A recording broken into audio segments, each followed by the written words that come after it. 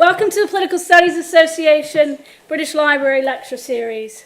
The PSA is a leading social science learned society providing, in the UK, I would say, providing a range of services, support, and resources for researchers in higher education, for teachers in the broader education sector, and more broadly for students of politics, of which I assume you all are in one way or another.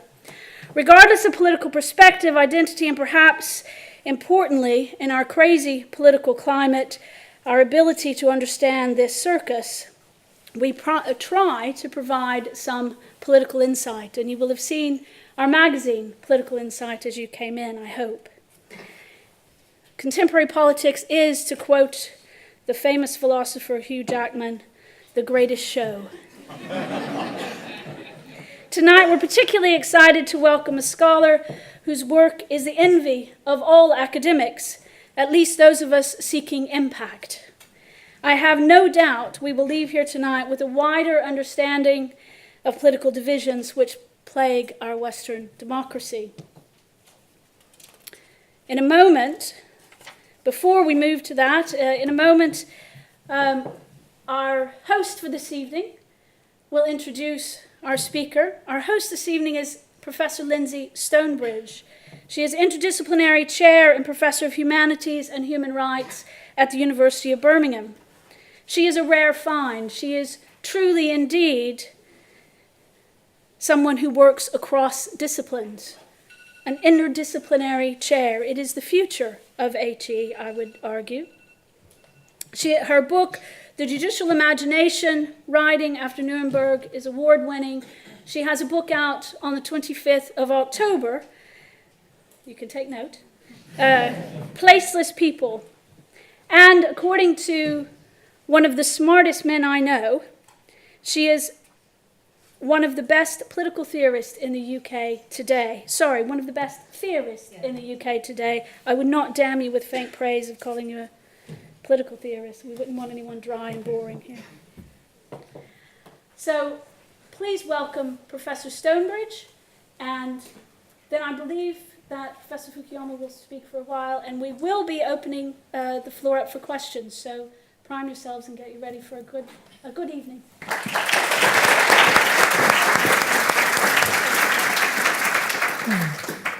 I'm very excited to be here. Of my interdisciplinarity, political science is not one of those interdisciplines. You might be relieved to hear. I'm very pleased to be here, as I said, and to welcome you to this very special Political Studies Association lecture with Professor Francis Fukuyama. Towards the latter part of her life, the political philosopher Hannah Arendt published a book called The Crisis in the Republic. And in that book, in the wake of the Pentagon Papers, Watergate, Vietnam, unprecedented political acrimony, student unrest and violence, Arendt worried that the democracy she admired most in the world was under dire threat. Something had gone wrong. Its traditions were no longer the ballast against tyranny and populism she had witnessed in Europe. This month, Francis Fukuyama published his own Crisis in the Republic book, as I like to think of it as I read it. Again, the worry is that the centre is not holding. Fukuyama identifies identity politics as one of the key causes of our current disarray, a political and cultural movement that in the 1970s Hannah Arendt was already beginning to suspect may have unintended consequences. Professor Fukuyama is eminently well qualified to give us his guidance on our own dark political times. Currently professor at Stanford University's Institute for International Studies and director of the Institute's Centre on Democracy Development and the Rule of Law, he previously taught at the Paul H. Nitze School of Advanced International Studies at Johns Hopkins and at George Mason in the School of Public Policy. Closer to the political coalface and closer to the centre of power, he's been a member of the Political Science Department at the Rand Corporation and one of the policy planning staff at the US Department of State.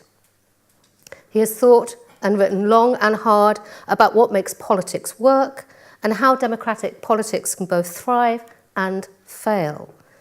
He is the author of a number of best-selling and highly influential books, such as the one that needs no introduction here, The End of History, but I will just remind you that everyone forgets the second part of that book, The Last Man, and we'll be hearing a bit more about The Last Man, I suspect, this evening. The Great Disruption, the very prescient Our Posthuman Future, America at the Crossroads, and the Origins of Political Order and Political Decay.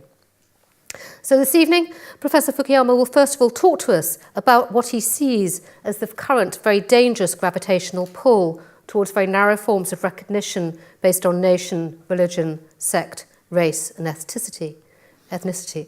And then he and I will talk, I hope, about what is to be done. And then, because this is about democracy, we'll open up to the rest of the room for what promises to be a very good conversation. Ladies and gentlemen, please join me in welcoming Professor Francis Fukuyama.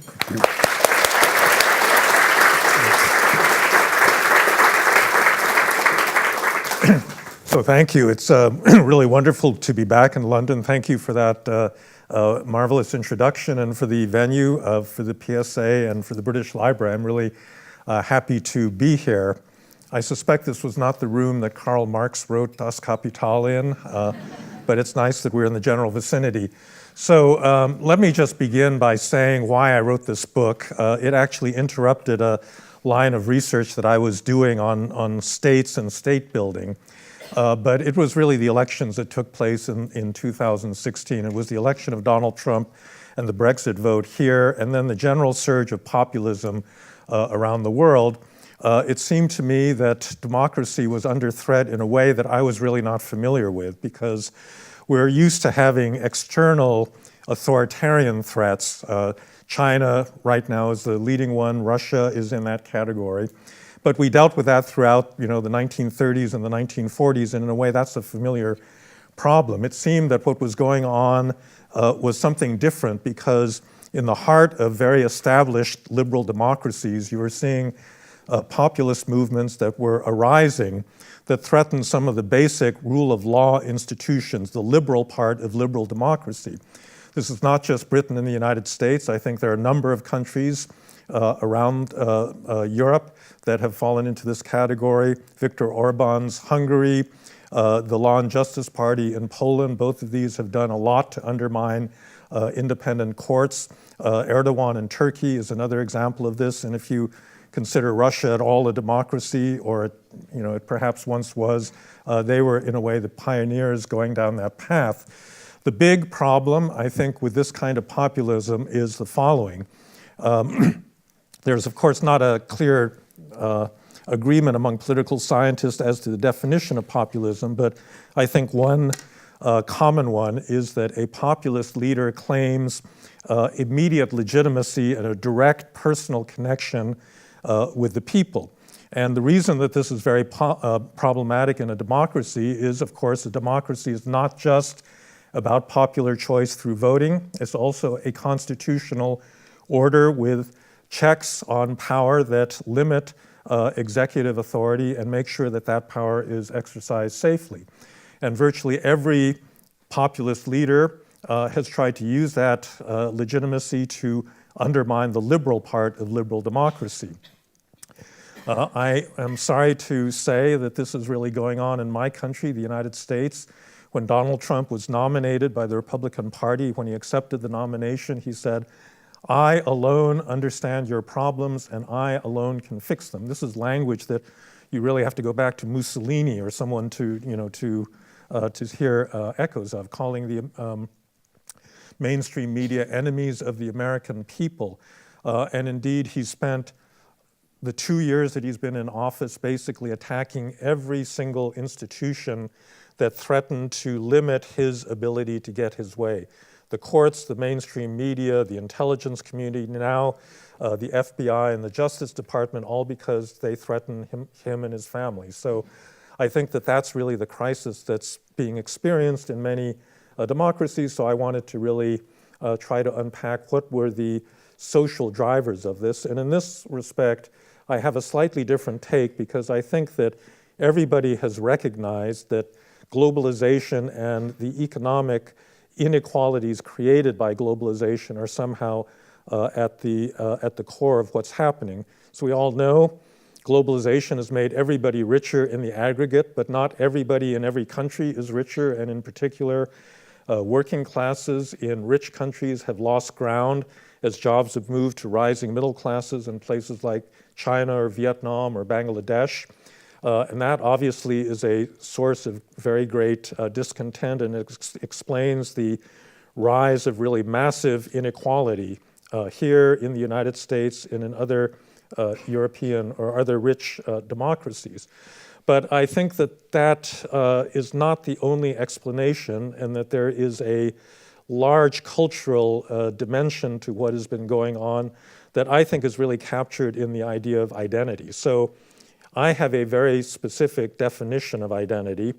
I think it's built on a common and a universal psychology, human psychology, of what Plato called thumos. This is a word that's usually translated as spiritedness, but it means one's pride and belief in one's own dignity, and it demands recognition. It becomes political because you can't simply feel self-esteem within your own consciousness. You need other people to affirm it, and it becomes the basis for the demands for recognition that power a great deal of politics. In modern times, it's taken this very specific form where people believe that they have an inner self that has a certain intrinsic worth, and that worth is not being recognized by the social institutions around them.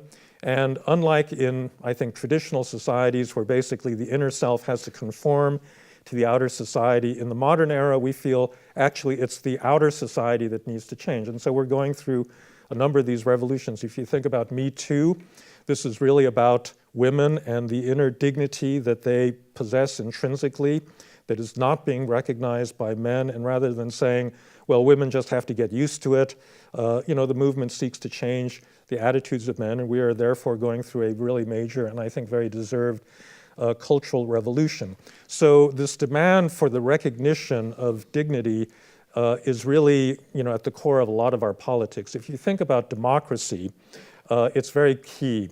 Mohamed Bouazizi was the Tunisian vegetable seller who in 2011 had his cart confiscated by a policewoman. He couldn't get it back. He went to the governor's office and said, "Where's my cart?" They would not even talk to him. So he doused himself with gasoline and set himself on fire. And this is what triggered the Arab Spring, because it was a very familiar situation to many people in the Arab world. These dictatorships did not treat their citizens like human beings, deserving a minimal amount of respect as a human being, not even an answer as to where his livelihood was going to come from after this confiscation. And that's what powered these revolutions that took place in Tunisia, in Egypt, in Syria, in Yemen, in Libya, in other places. And I would say that, it's occurred in other parts of the world. In Ukraine, there's a similar uprising in 2013-14 that is called by the Ukrainians themselves the Revolution of Dignity, against the kleptocracy that had been created by Viktor Yanukovych and his attempt to draw Ukraine into this very corrupt Russian orbit. So democracies, satisfy our need for dignity by granting us rights. They grant us rights to speech, to association, to belief, and ultimately they give us a share of political power by granting us the right to vote. And that is a form of recognition that is at the basis of, what we regard as our modern democratic order. However, it's also the basis for other forms of partial recognition that compete with these liberal values. So nationalism, in a certain way, was one of the first big identity movements to emerge in Europe in the wake of the French Revolution. The French Revolution was, on the one hand, a liberal revolution for the rights of man, but it was also a revolution of the French patrie against, the Austrian and Prussian invaders that stood behind a single French nation speaking a single French language. And these two competing versions of recognition were contesting with one another throughout the 19th century. And unfortunately, the national version of recognition ultimately won out and led to the two world wars of the first half of the 20th century. I actually think that a lot of Islamism today, or radical Islamism, is driven as much by the need for identity as it is by genuine religious piety. So a lot of especially the European Muslims that have gone to fight on behalf of Al-Qaeda or the Islamic State believe that Muslims are being repressed and oppressed and mistreated. Their dignity as Muslims is not being recognized. And in a way, joining this organization gives them a kind of agency by which they can reclaim, their dignity as Muslims. Now, in liberal democracies, identity has taken a very specific form, which we associate with the term identity politics in Britain, in the United States, and in other places. It really grows out of all of the social movements that began in the 1960s for the rights of African Americans in the United States, the civil rights movement, the feminist movement, the LGBT rights movement, rights of the disabled. There are many groups that were not recognized by mainstream society. They were invisible. Their struggles and their position in society was not appreciated, and therefore this led to these social justice movements that have shaped our politics ever since then. And in that respect, they were extremely important and justified efforts to fulfill really the democratic promise. So the Black Lives Matter movement in the United States is addressing a real problem in American inner cities with police violence, right? So this is part of actually the fulfillment of a democratic promise. But the way that identity politics developed in many developed democracies led it in a somewhat different direction to focus on smaller and narrower identities at the expense of the large social groups that had been the target of progressive mobilization in previous generations. In most of the 20th century, progressive movements were organized around the working class in a broad class struggle that included, the majority of people living in the society. But over time, because of the rise of these smaller and narrower forms of identity, the progressive left began to lose touch with that larger group of citizens in their focus on the specific identity groups. And then it began to go off the tracks, I believe, when the recognition of group identity comes to override individual choice, when the way that you are born in terms of fixed characteristics like ethnicity, race, gender, sexual orientation is seen to determine the way that you must think about politics, about culture, about other things. And this is what has led, I think, to the defection. So you have to ask yourself the following question, right? We had this big economic crisis, the subprime crisis in the United States in 2008. There was a euro crisis that followed sharply on its heels. This is something that came out of a excessively neoliberal form of capitalism. It hurt a lot of ordinary people. And it should have led to a big resurgence of left-wing politics throughout the developed world.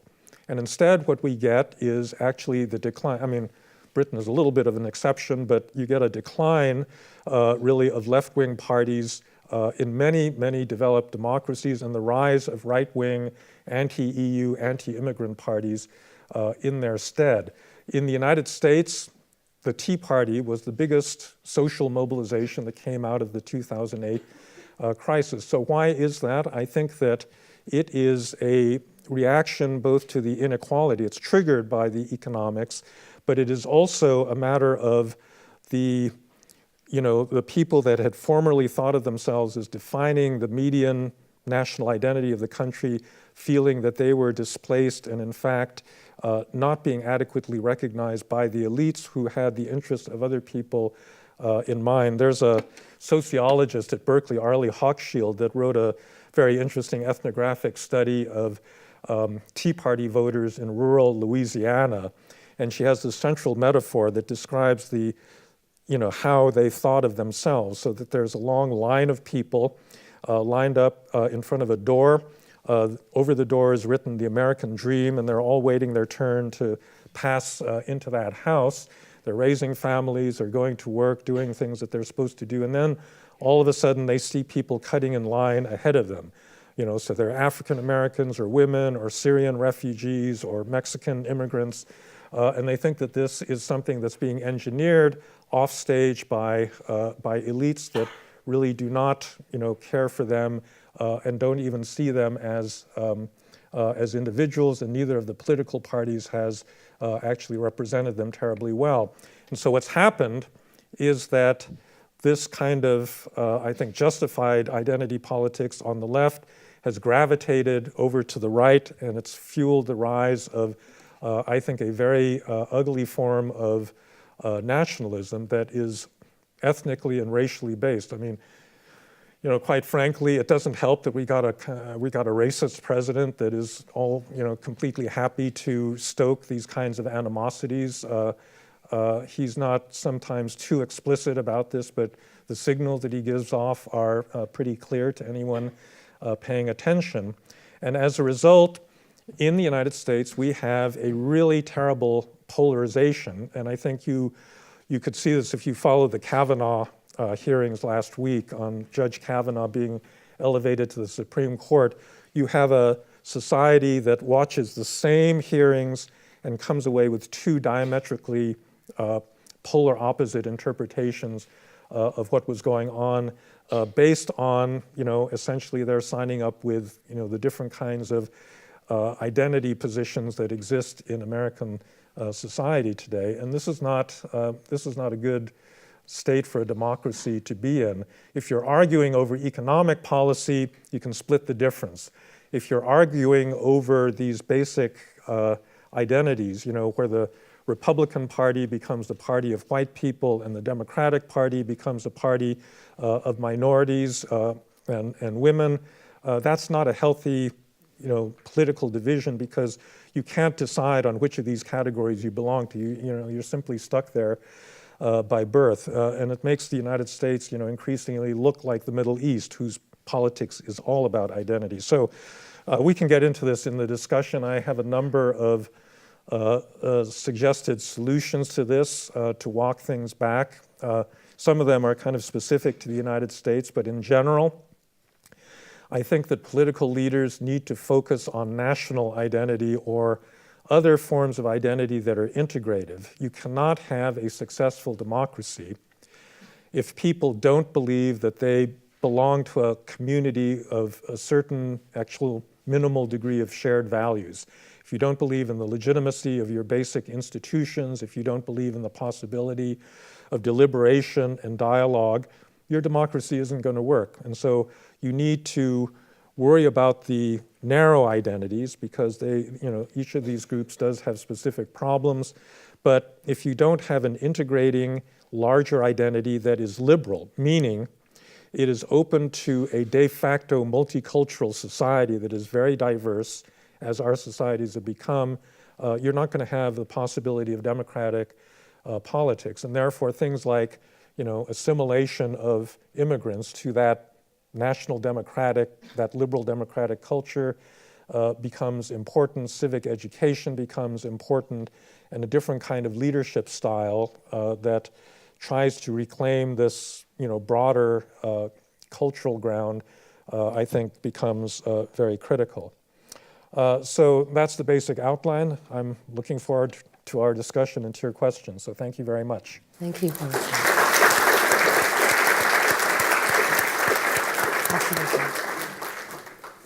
Thank you so much to talk about here. Just to begin with, I wonder if, I think most of us in the last 18 months, 2 years, have looked back on our political trajectory over the last 20 years and thought we might have got something wrong,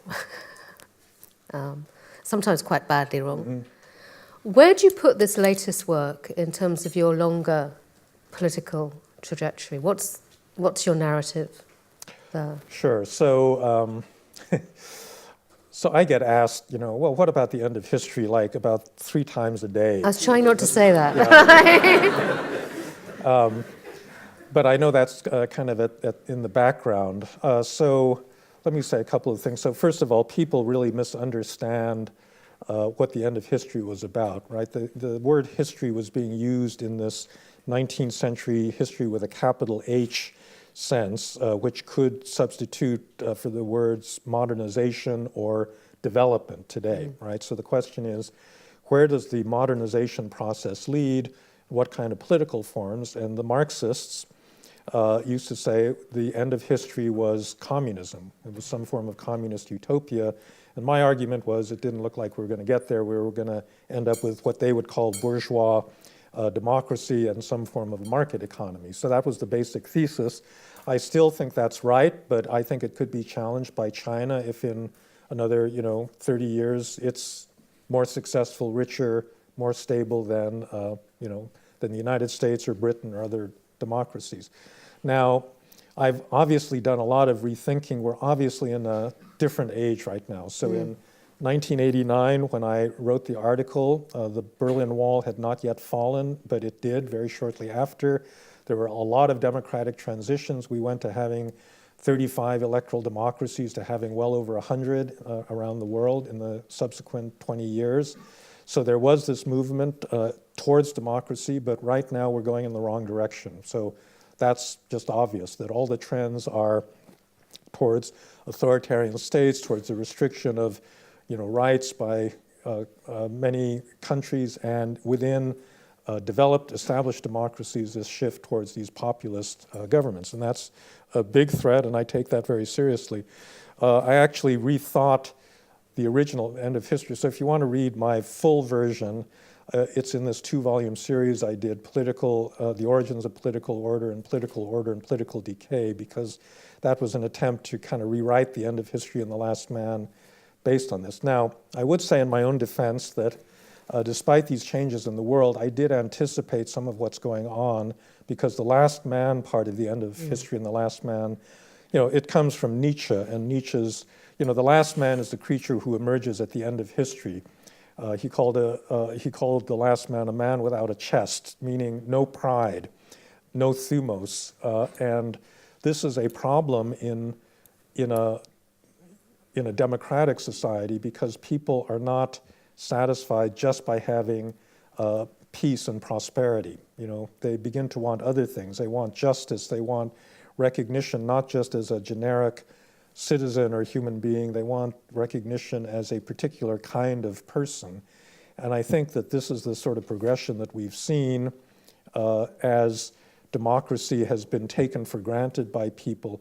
I mean, you see this very much in Eastern Europe, where most of the voters in Poland now were born after the fall of communism, and so they have no personal experience of what it was like to live under a communist dictatorship. They can take life as a European country for granted, and then that allows them to go on and say, but yeah, actually the real problem is Brussels, or immigrants, or some other thing that's bothering them, and they want to preserve a certain version of national identity. So I think that's really what's changed. So the world has changed, and also, I guess, in certain ways, the way I think about it has changed. Yeah. I mean, I think, because I often think of you as and I say this with a kind of Burkean respect, as a conservative thinker with a small c, and throughout your talk and throughout your book, there is still a sense that, liberal democracy, call it bourgeois or not, is the thing, is always possible, has been possible, will be possible in the future, and the desirable thing. Whereas another line of argument might say some of the last man stuff comes out of bourgeois liberal democracy. So it might not be that liberal democracy is the answer to something that's gone wrong. It might be that those two are very, very locked together. And we have in some ways produced this situation through actually having successful bourgeois liberal democracies. Well, so that's right. And I said this back in that original 1992 book, that people want something more, and if they don't have anything to struggle against, they'll struggle against if they can't struggle for justice, they'll struggle for injustice. In a certain sense, they have these aspirations to do great things or to be recognized, as superior in different ways. And that may actually be encouraged by the fact that you're living in such a peaceful, prosperous society where you can take, the basic conditions of life for granted. And it's right, in a liberal society, we don't have strong community, right?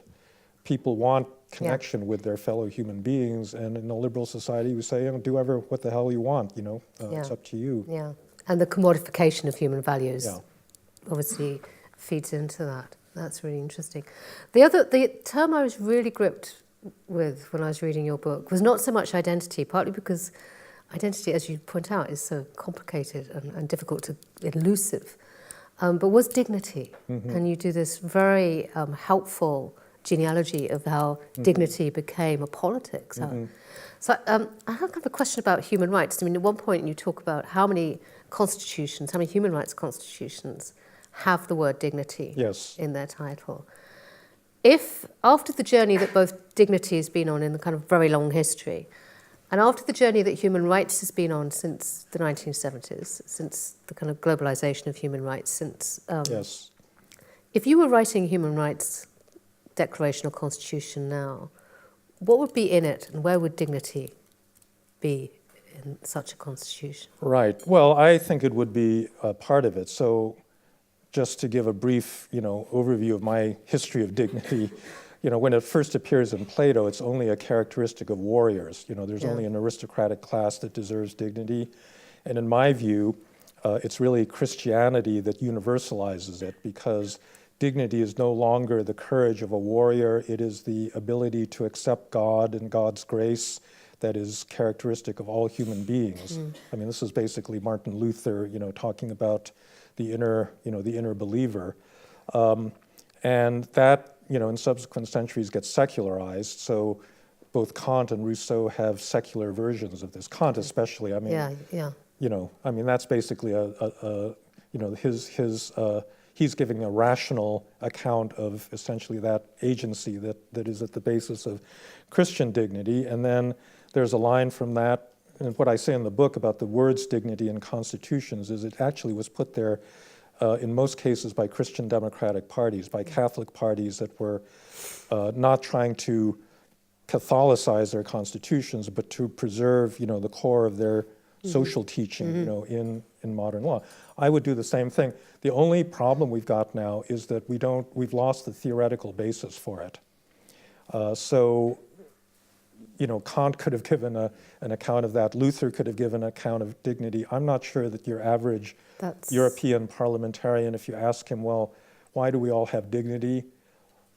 He or she'd be completely tongue-tied. They wouldn't be able to explain that because they couldn't refer back to the religious roots, because we have a secular version of it. But if you say, well, where do human rights come from? I actually had a debate with Richard Schultz, right, the head of Amnesty International, right, on this precise issue, because I said, actually, in the American Declaration of Independence, rights are held to be natural. It somehow comes out of human nature. Where do they come from in your case? And he basically didn't have an answer. He said, well, they just evolved. And I said, okay, but China, Chinese don't believe in human rights, and they evolved too, so does that mean they have a right to say, well, we reject human rights and they're actually not universal? And I just don't think he had a good, answer to that question. If you're asking me, I would actually go back to Locke or Hobbes or Jefferson. I do think that rights are, they have to be grounded in something like, human nature if you're going to explain the universality of them. But I'm the first to admit that that's my opinion, and that's not shared by a lot of people. Yeah.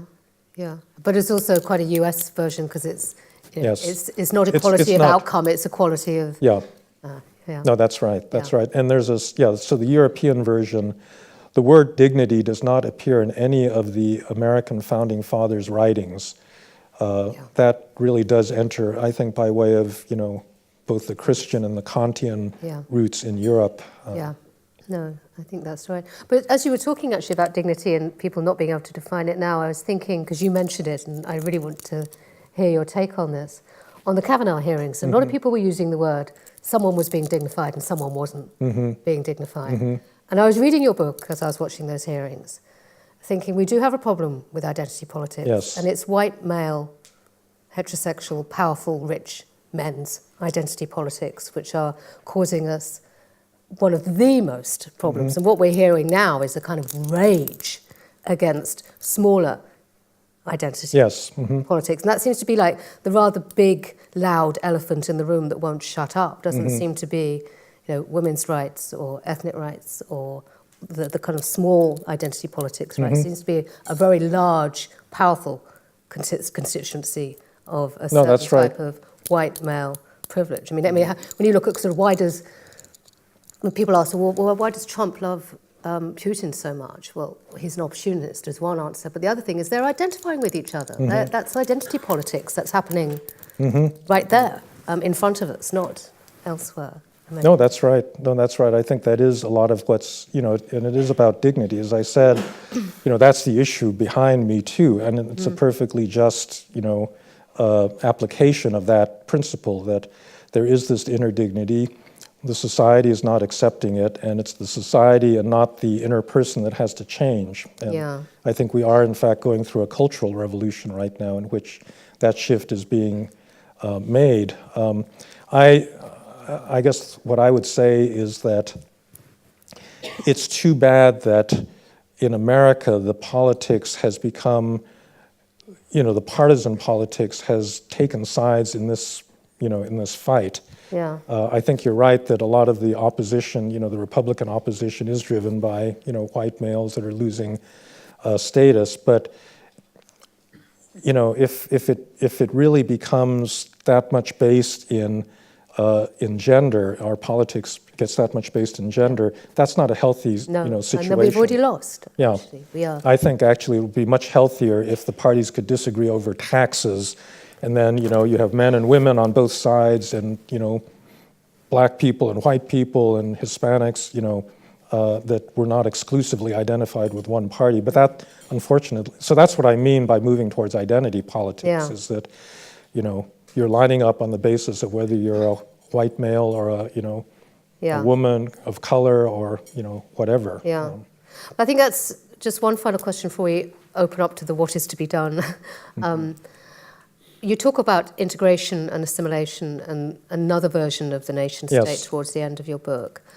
But when we talk about what are we integrating into, is there one solid version of liberal democracy that we've got? Or is it more helpful to talk about integrations? Because it seems to me that the more people come in, the more people have different voices, the more people who actually have political power, women, black people, then your very definition of what a demos is changes. So it's not just the others, the outsiders, who need to be integrated into something that we all know what it is.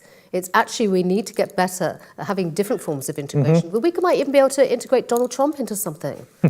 It has to work. It's not just that there is a model that you're coming in. It seems like a dynamic democracy would be actually working in multi-directional integrations based across different memories, different histories of oppression.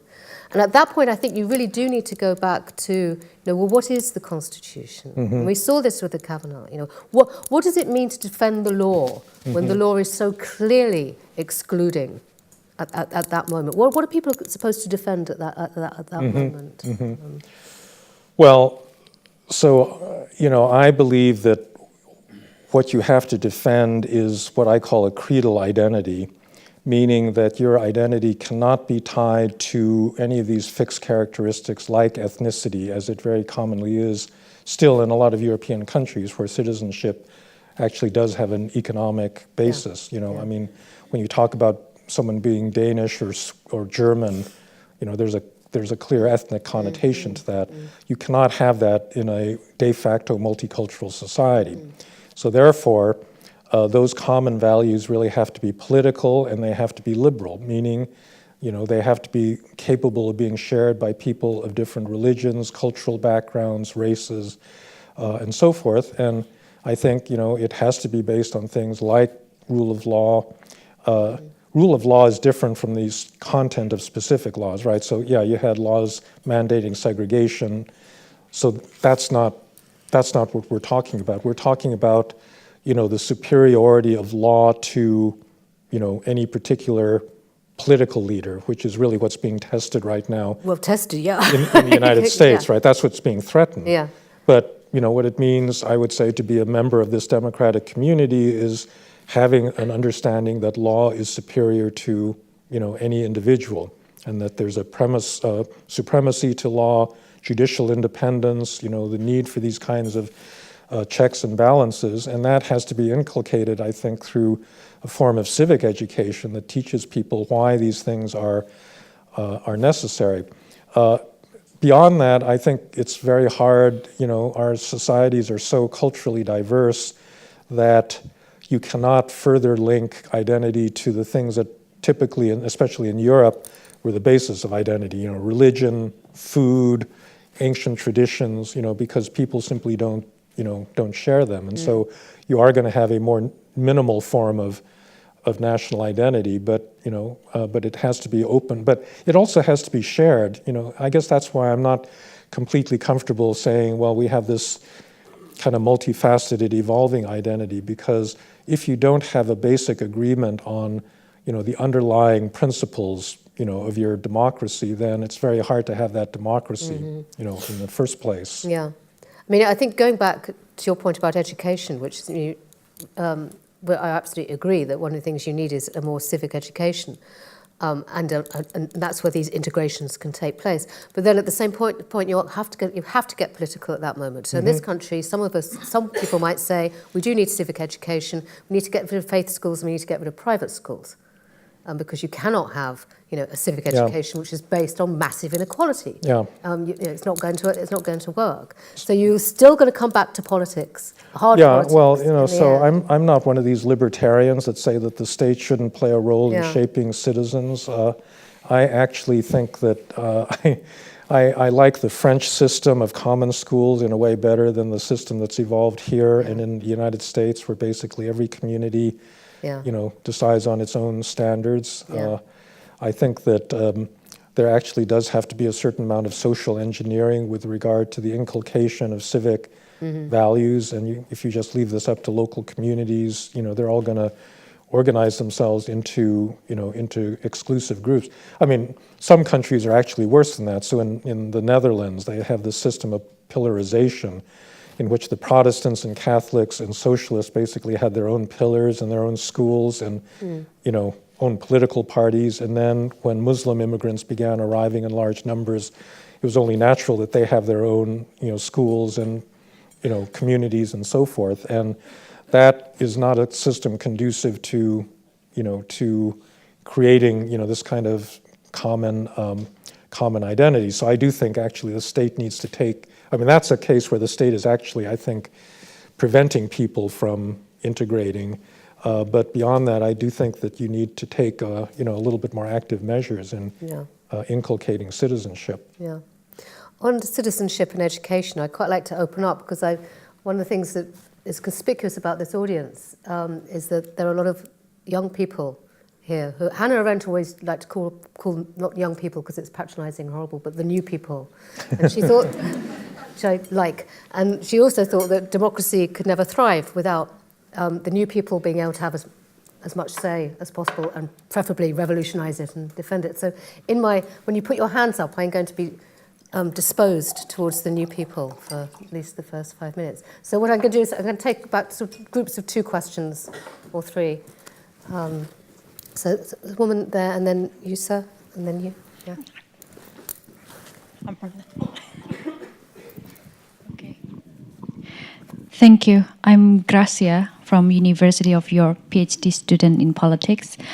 I've got one question to Francis Fukuyama. What would you think when the national identity has been disrupted by the big data, especially when we see the context of hoax news or the fake news? And how can you ensure that national identity can be assimilated or blended with, or you mentioned the integration in the future. Thank you. No, I mean, Sorry, okay, yeah, go ahead. Okay. Hi, good evening. My name is Wojtek. I'm Polish, and it's kind of nice to hear references to my home country at such a lecture. It's also heartbreaking to what these references actually are. And by the way, thank you for considering me a new person. Actually, still there. Actually, my question is not that different from the previous one. I wanted to ask about something that really did change since you wrote your famous book, which is modern technology. And I don't mean even something up and coming super technologies, the things that are with us today, social networks, mobile communication, and also the fact that just about everything we do is measured, logged, and can likely be used against us one way or another. So where does this figure in creating modern democracy? And, you know, is it a threat or is it an advantage, like net-net? Thank you. Okay, thank you. Sir, my name is Jitendra Kumar. I'm a former diplomat, and at an impressionable age, I used to be an ultra-left student political activist in India. And it's the beauty of my democracy that my police records were waived to help me join civil service. I have seen politics and democracy from different perspectives, and my understanding is a little different from the West. I feel that democracy offers people across all barriers to cooperate, collaborate, to make a healthier social order. This is what is my understanding, starting from modern polity onwards. In light of this, do you think that democracy needs to progress to the next higher stage? Because post-Second World War era, we progressed to welfare modern state from the minimal governance concept. So do you think this is time that democracy needs to progress to the next higher stage? Because a lot of human potential is locked up, because in absence of very strong regulatory and this collaboration framework between governments, non-governments and societies, corporates are fighting some kind of war with each other. Political forces are fighting some another kind of war with each other, and the system is not able to regulate these wars and reconcile their conflicts. And net result, sir, you pointed it out. Thank you. Okay, so we have Grace's question, which is about the tension between forging a national identity and fake news. Your question about the prospects for democracy in terms of modern technology and surveillance culture, and the question of the deliciously phrased higher level of democracy. Sure. So maybe I can answer these first two together. So technology, was regarded as a good thing, in the 1990s across the board. Information technology would spread out power because information is power, and you're making more of it available to people. And that's still the case. I mean, it's still the case that we, can know a lot more accurately in the current, technology enabled world. But we've now recognized that there's some real problems. One of them is, automation. The fact, what's driving, I think, a lot of the working class angst about globalization is that technology has undermined a lot of jobs. Actually, that's much more important in a way than immigration or outsourcing. It's actually machines taking over from human beings. And then I think that social media, it turns out, is almost ideally suited for identity politics, because it used to be that if you had some crackpot theory about vaccines or whatnot, you probably couldn't find a whole lot of people in your immediate neighborhood that agreed with you. But on the internet, you find there's thousands of them, and you think, wow, everybody believes what I do, and it filters out contrary information, and so that's a big problem.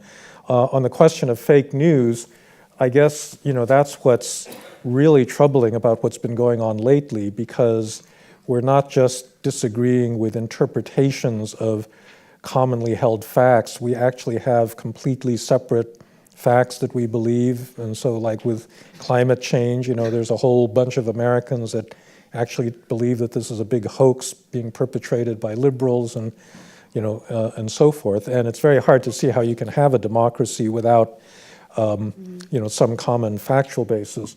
So I think that this is something, we're working on this a lot at Stanford because we're right in the middle of Silicon Valley, and I do think that there are ways of pushing back against at least some of these trends. And so, you know, it turns out that actually all the gatekeepers and custodians of the news that, you know, we had looked down upon in the 1990s were actually playing a useful role in terms of vetting information and guaranteeing, or not guaranteeing, but, you know, trying to look into its quality and so forth. And I think in some respects we need to reintroduce some of that. But, you know, in the end, because at least in the United States, things have become so partisan, it's hard to see people actually agreeing on who these gatekeepers, fact checkers, you know, quality control agents ought to be. But I sort of think that, you know, this is something that the technology itself, you know, all new technologies produce these problems when they're first introduced, and I think we're at such an early stage of pushing back against this that I think that things will come along. Now, on the question of what's the next higher stage, I mean, I'd be curious to know what your view is, because I really am not sure that there is a higher stage. One of, you know, a lot of the progressive reforms that have been introduced have been to increase levels of citizen participation at all levels of government, which I think in theoretical terms is, you know, great, because it should be, you know, based on active citizenship and not just passive voting and so forth.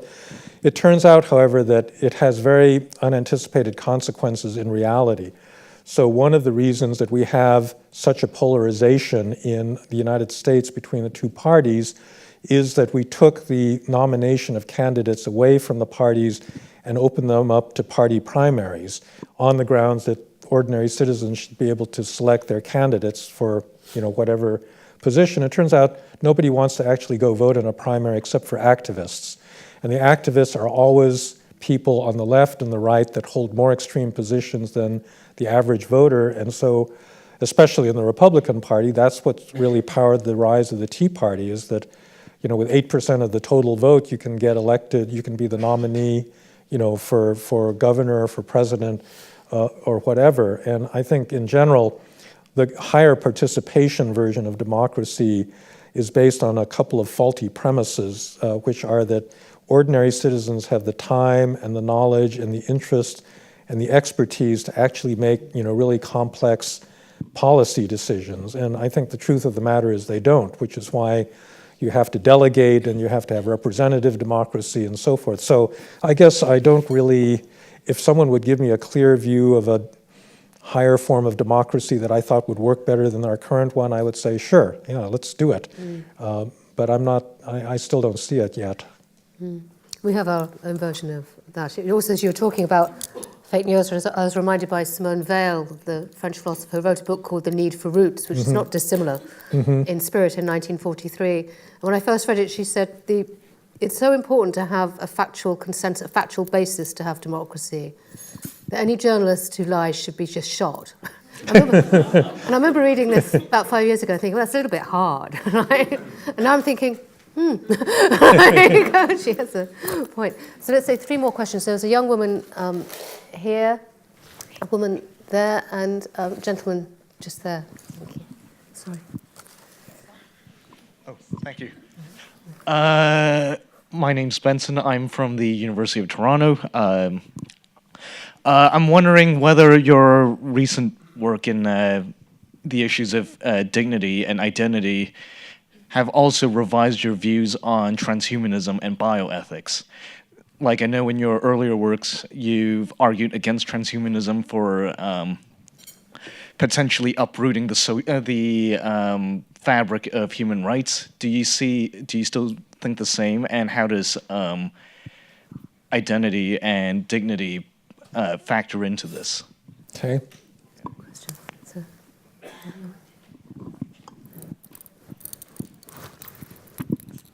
Hi, Professor Fukuyama. My name's Huda. I'm an MSc Democracy and Comparative Politics student at UCL.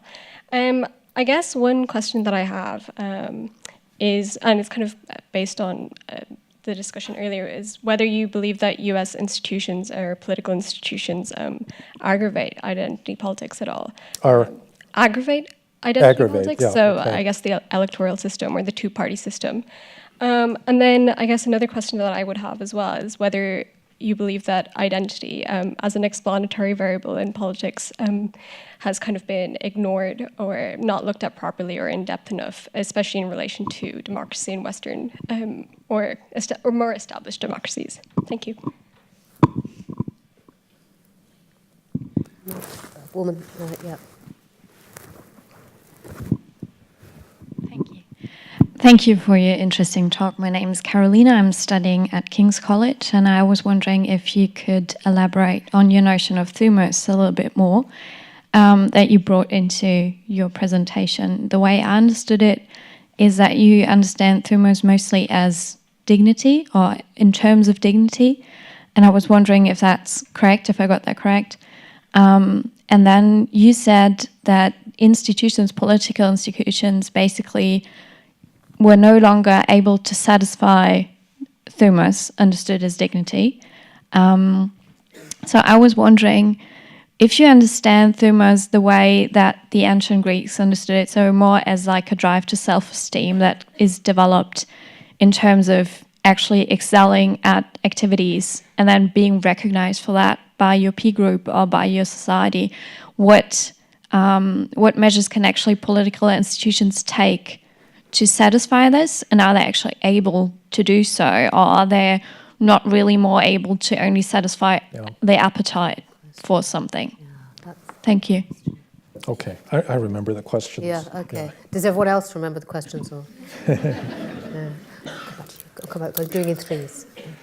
Okay, so on the question of transhumanism, no, my opinion has not changed all that much. I mean, I think that if you accept something like that, a secular version of that Christian view of dignity, that it's based on human agency and the idea that human beings are able to make moral choices, I don't think we really understand biologically the ground for that. The tendency of modern biology is to try to come up with, biological determinants of, what we consider to be free moral choice. In that sense, it threatens the idea that we have actual agency. Kant believed that humans were uncaused causes, meaning literally that human moral choice does not obey the laws of physics. And obviously most natural scientists don't believe that's possible, to have these exceptions, to the laws of physics. But I think that what, moving in the direction of more sophisticated biotechnology is going to do is going to give us more tools for, manipulating and narrowing the scope for human choice. And I think that is a threat to human dignity ultimately. On your question about American political institutions, yes, I definitely think that, so like here, we have a first past the post electoral system with a separately elected president, which you don't have, and that's bad in a number of respects, as we're seeing. I think that the fact that so Duverger's law says that in a first past the post system, you're likely to get two dominant parties. That's certainly what's happened in the United States. It's extremely difficult to set up a third party.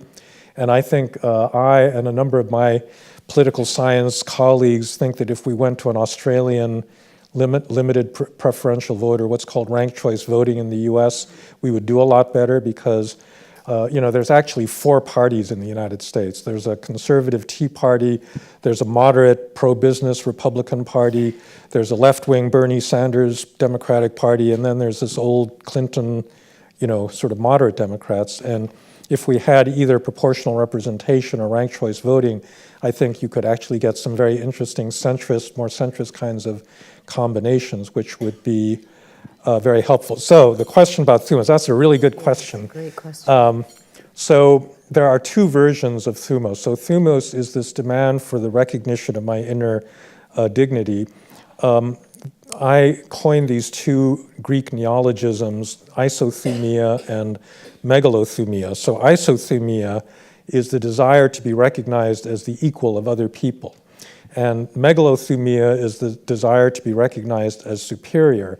And there is an inherent tension between the two, because if actually everybody is recognized as equal, then nobody can be recognized as superior. And I think that's a tension that we've seen in democratic societies. By far, the greater passion is attached to this equal recognition. And so we want to see ourselves as just as good as other people. A lot of the political movements that we engage in is to, raise the self-esteem and dignity of groups that have been underrepresented, under-recognized, and so forth.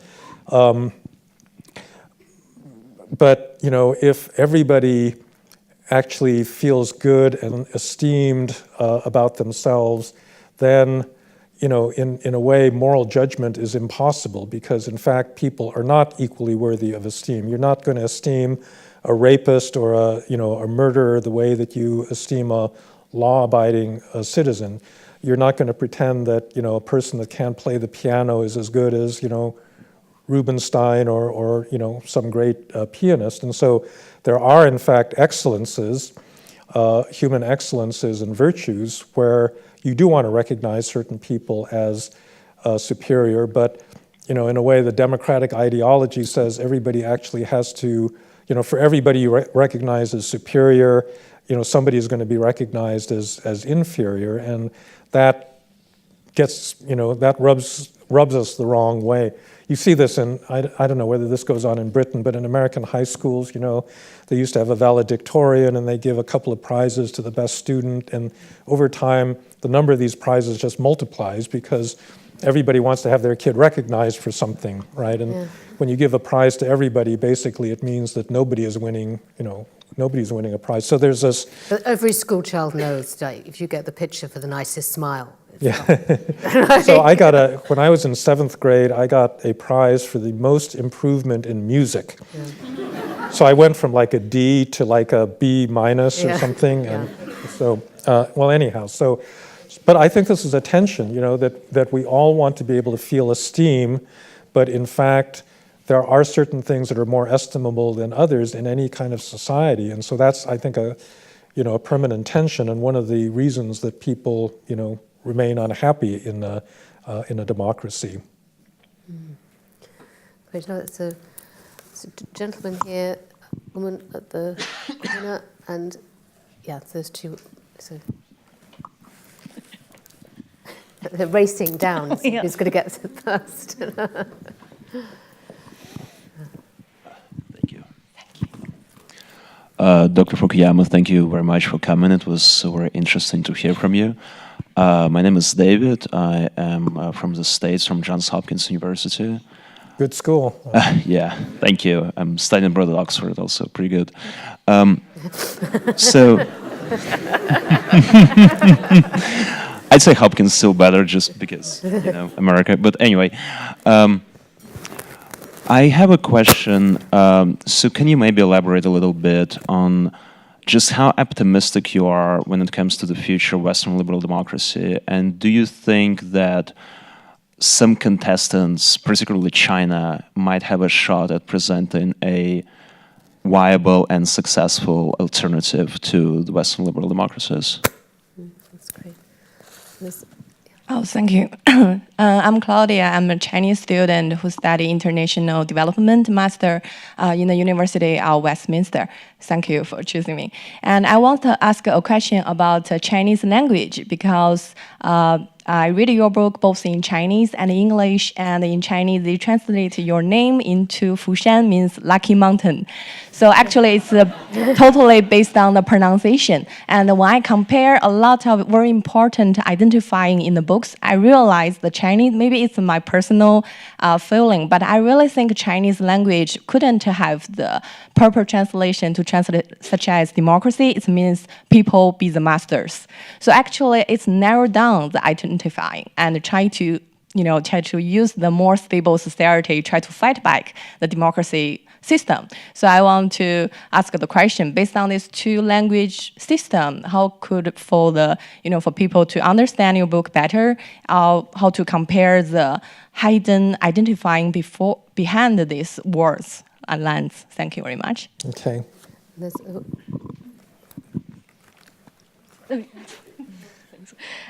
Josephine, I'm a postdoc at the Hatt School of Governance in Berlin. So I'm looking a lot at the German case right now and the populism, right, that you spoke of. You mentioned there's a lot of polarization going on, right, in the US, but also as in European societies. A lot of that obviously has to do with fake news and the fact that we tell different stories, and you mentioned the Kavanaugh case and all of that. But then again, we're also looking or witnessing the opposite phenomenon, which is that we're telling the same stories about, well, different social movements and groups tell the same stories about what liberal democracy is or should be, in that they accept the freedom of speech and opinion and religion.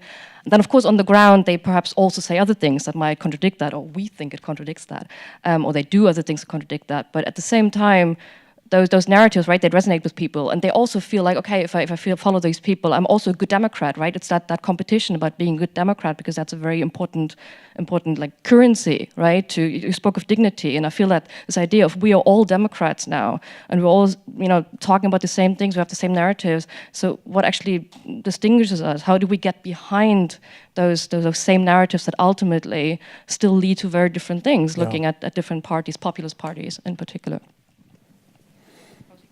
Okay, well, the two questions on different aspects of China. So, yes, I think that China, it's always, to me, been the most serious alternative model to Western liberal democracy out there, because they've shown that they can master a modern economy, they can master technology, they're very large, they're going to be a very powerful country. And so I think in 30 years, if they are richer than the United States and stable and so forth, I'd have to say, yeah, there is a real alternative. However, I wouldn't underestimate some of the weaknesses in that model that you're actually seeing right now.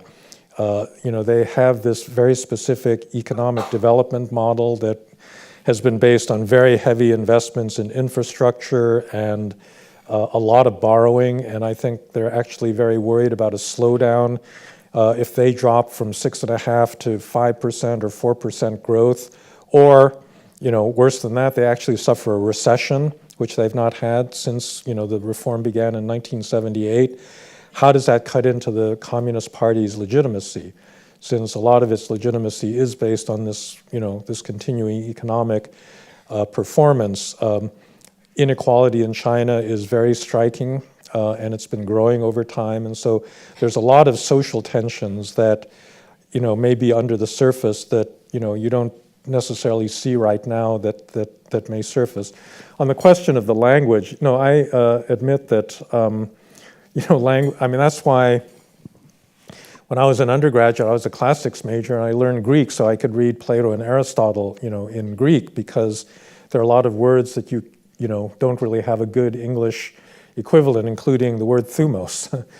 So you're right that I think to really get at the meanings of things like democracy or dignity or rights, you do need to read, you need to understand the language, the original language in which the thought was expressed. Now in China, I got a bigger problem, which is that the authorities censor, most of what I write. And so what's published, I actually tried to fix this. I had one of my Chinese students actually go through the book and point out the parts that the censor took out, and then we put it up on the web so that people in China could actually read the parts that their government didn't want them to read. Do you remember which parts they were?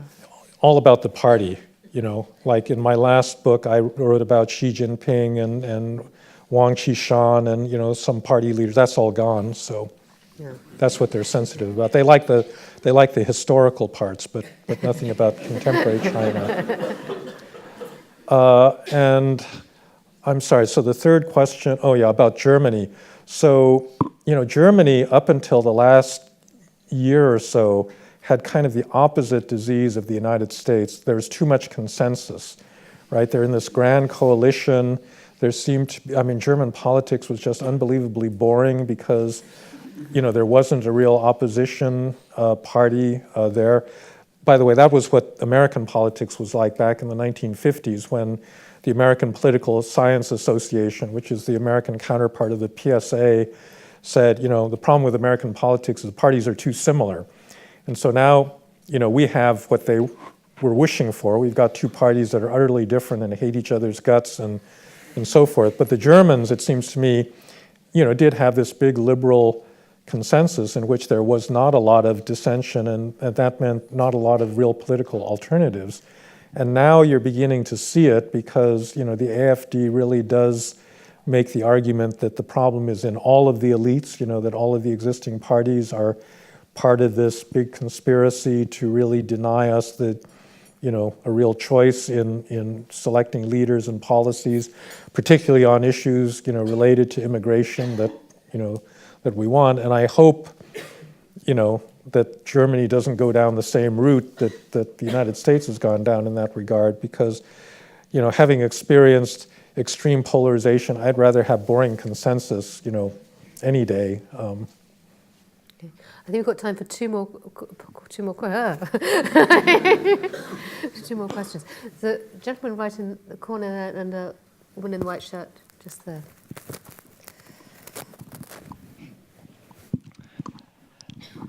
Hi, I'm Cameron.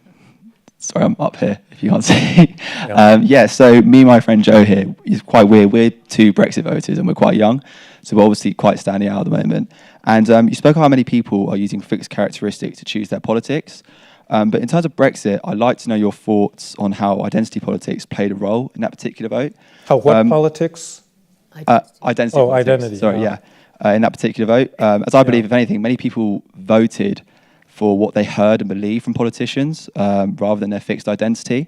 And I'd just like to hear your thoughts on that particular point. Okay. Good evening, my name is Maria. I'm first year PPE student at UCL. In your talk, you pointed out the importance of the role of the state in building common identity. But do you think that in some cases, democracy in making, this can lead to the rise of this ugly form of nationalism and populism like this happened in Russia in early 2000, 2005? Mm-hmm. Thank you. Okay, so on the Brexit vote, that's a really good case of identity politics. I think David Goodhart's book, The Road to Somewhere, actually captures a lot of that a lot of the Leave voters felt this intense resentment of the elites that had produced, high levels of immigration that didn't seem to be under the sovereign control of the British people, that a lot of the policies were emanating from somewhere else, that escaped that kind of democratic scrutiny. And as he points out, it is really an identity-based thing where, in his terminology, the anywheres are probably like most of the people in this room, well-educated, cosmopolitan, lots of connections with other parts of Europe, and the somewheres are people that are basically rooted in a single place where their parents and grandparents and ancestors came from, and really haven't taken advantage of the cosmopolitan possibilities that Europe provides, but also feel that rootedness and identity is very much threatened. So I think that was actually one of the key issues, and Britain has had a huge influx of immigrants, meaning rapid cultural change, and so I think it was very much an issue. Your question, so just remind me, it was? About whether the great government role in building common identity Leads to, so it does not need to. Part of the resistance of a lot of people to the very idea of national identity is that they associate it with nationalism of the sort that led to the world wars, right? Where nationalism becomes aggressive, domineering, and not just a plea for equality of treatment, but superiority.